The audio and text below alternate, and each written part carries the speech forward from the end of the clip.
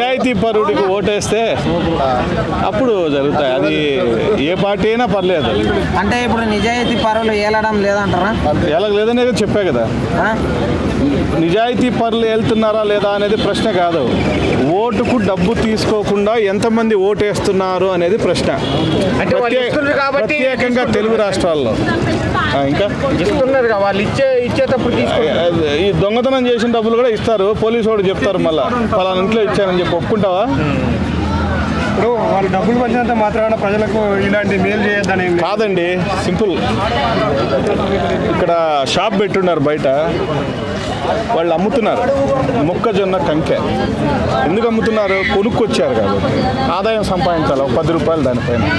నీకు ఓటుకు డబ్బు ఇచ్చాడు, 1000 రూపాయలు 2000, 3 ఏళ్లలో ఎంత సంపాదించాలో వాళ్ళకున్న 5 ఏళ్ళ స్పానే ఉంటుంది వాళ్ళకి అధికారం. వాళ్ళు డబ్బు సంపాదించుకోవాలనా లేదా?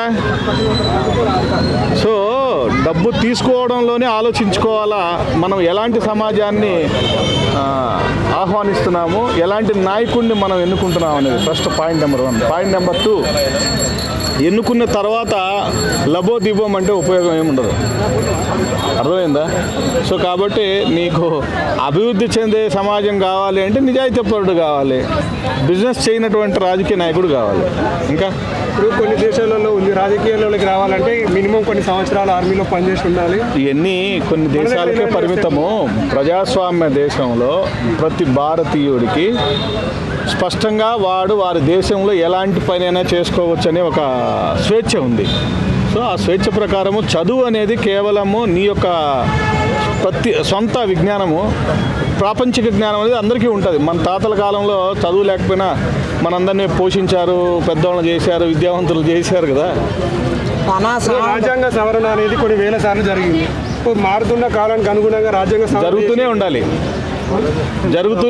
అది రాజ్యాంగంలోని ప్రాథమిక సూత్రాలను డిస్టర్బ్ చేయకుండా రాజ్యాంగ సవరణ ఎప్పటికీ జరుగుతూనే ఉండాలి.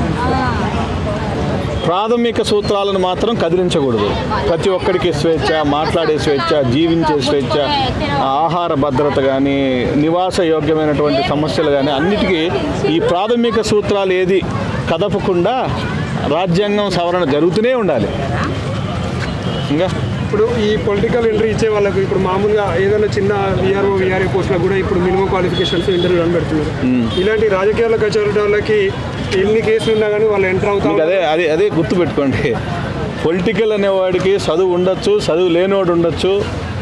పొలిటీషియన్ అనేవాడు వ్యవస్థలో ఒక భాగమే. వ్యవస్థను నడిపేవాడు బ్యూరోక్రాట్ అంటే ఉద్యోగస్తుడు ఖచ్చితంగా సరైన విజ్ఞానము, ఆ విద్య ఉన్నవాడే ఉండాలి. పొలిటీషియన్ చెప్పిన ప్రతిదీ గవర్నమెంట్ వినాలనేం లేదు. అది పార్లమెంటులోనో అసెంబ్లీలో బిల్లుగా మారి ఆమోదించబడిన తర్వాతే వీళ్ళ వరకు వస్తుంది. కాకపోతే వాడు బలవంతుడని, పొలిటీషియను అధికారం ఉందని వీళ్ళందరూ వాళ్ళ కొమ్ము కాస్తున్నారు. వినకపోతే ఏం చేయగలిగేది ఏమీ లేదు. అర్థమైందా? ఇంకా